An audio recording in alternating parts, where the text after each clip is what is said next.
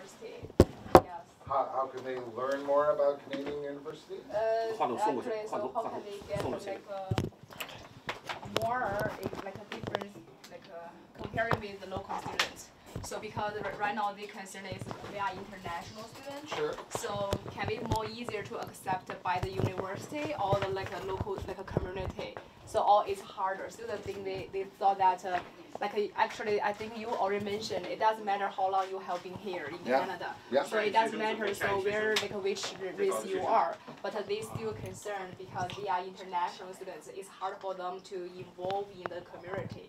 Is it true or not? Yeah. Well, first of all, as you can imagine, if you go to all of our universities, you will see that there are students from all over the world. So for that reason, it's important for you to recognize that our universities are very, very good at assessing students from all around the world. This is something that they're incredibly experienced with.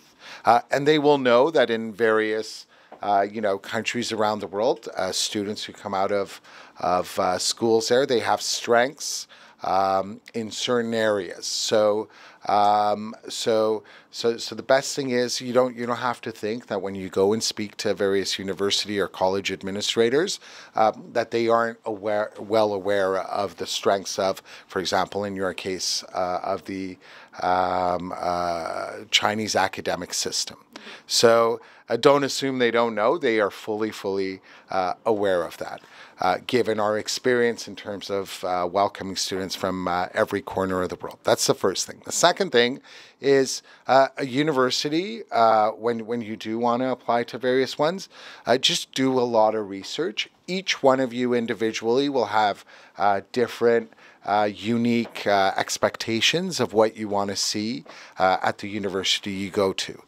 So one of the most important indicators will be academic standards, but there's a whole variety of other things as well. Every university, much like every individual, has its own strengths and its own weaknesses. And it's important that you find a university that is not only academically really good, but also fits your expectations and fits your experience. So do as much research as possible. And lastly, do take the opportunity to actually go and visit the universities that you're interested in.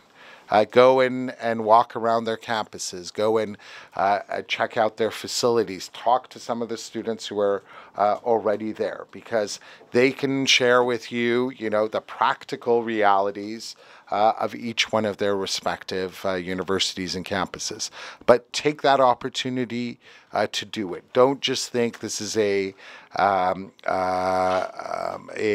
numeric exercise where you hear that this university is better than the other one, so that's the one you need to go to. It's supposed to be a holistic experience. It's supposed to be somewhere that you're comfortable, that you will flourish, that you will be inspired. And unless you go to a campus and you visit it, you're not going to know what works best for you. So take advantage of all those opportunities, and all of them are generally good at having an office that accommodates students who are prospective students who are considering a visit. So definitely take advantage of that as well. Okay, thank you so much. Any question? 张策。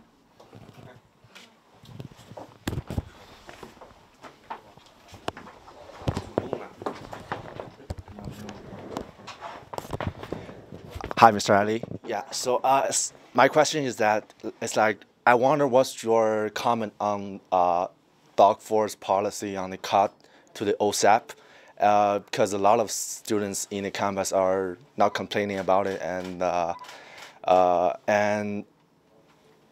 another question is that, do you think the cut on OSAP will lead to the higher increase on visa students' tuition fees? Because during these years, there has already been a very significant amount in the tuition fees of international students. Sure. Yeah, that's my question. Yes, as you're well aware, there have been many cuts to our educational facilities thanks to the provincial government, the Ontario provincial government, which is a new government.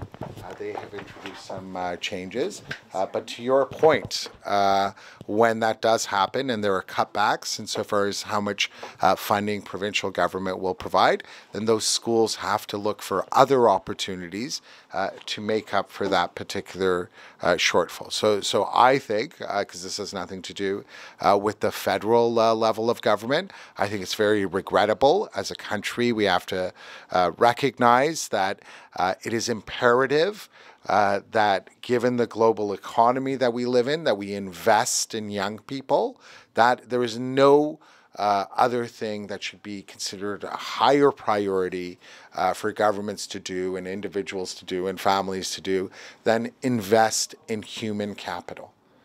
If we want to succeed, if we want to maintain our standard of living, it's important that we do those types of things.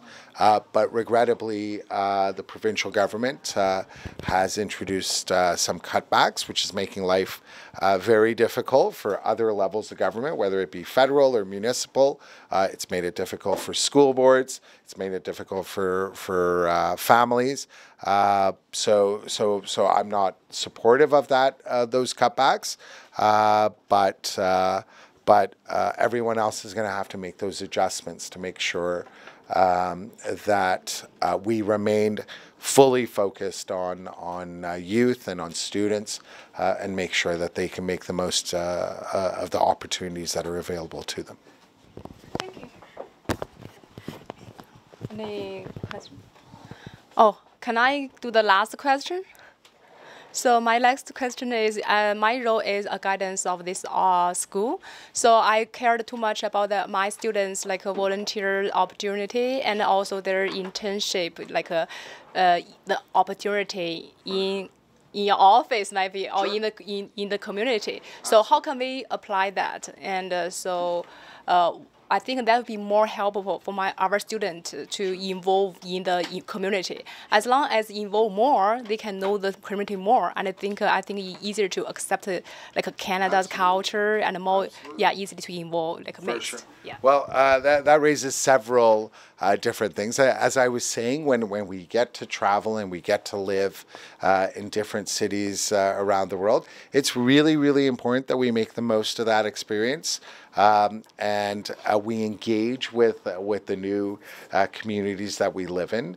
That is a huge part of the learning experience of going to school or university in a different country.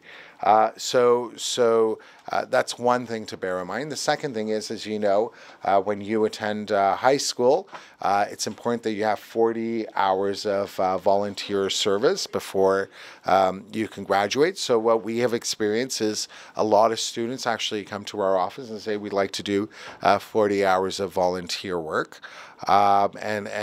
We meet with the students, we determine what their strengths are, what they'd be interested in doing for those 40 hours, and then we sign off on all those the requirements or those hours that they need to graduate. So if anyone's interested, absolutely, we would love to work with you, and it's interesting work. It's about getting out there and engaging in the community and developing a better understanding of what this community and this city and this country is all about.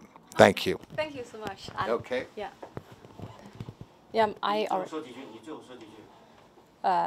最后讲几句，感谢他们过来，帮大家鼓掌。Oh. Okay, thank you, Ali, and appreciate your time to come here, and thank you for your time. Great Yeah, and congratulations to you all, and thank you so much for coming to Canada. We are truly blessed to have such talented students such as yourselves.